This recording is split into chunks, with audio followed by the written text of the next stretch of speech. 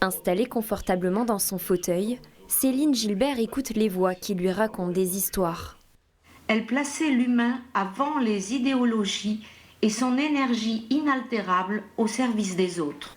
Atteinte de DMLA depuis une dizaine d'années, les yeux de Céline ne lui permettent de voir que les ombres en périphérie de son champ de vision.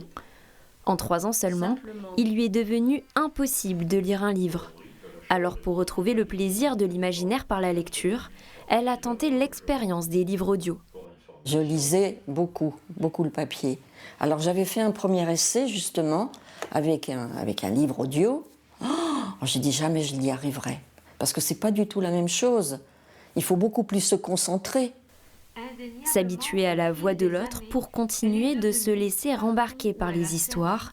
Une responsabilité loin d'être évidente, confiée à ceux qu'on appelle les donneurs de voix. Le mensonge attire toujours des ennuis épouvantables et on se prend les pieds dedans. Et on trébuche, et on tombe, et tout le monde se moque de vous.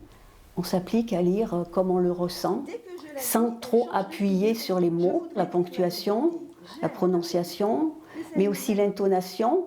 Il faut avoir une intonation qui intéresse l'audiolecteur, mais qui lui laisse également sa part de rêve et d'imagination. De longues heures de travail, de répétition, qui prennent 4 à 5 fois plus de temps qu'une lecture classique. Une fois enregistrées, c'est ici que sont rassemblées les voix, à la bibliothèque sonore de Brive. Le voilà. Elena Ferrante, L'amour harcelant. Des récits d'Homère au dernier prix Goncourt.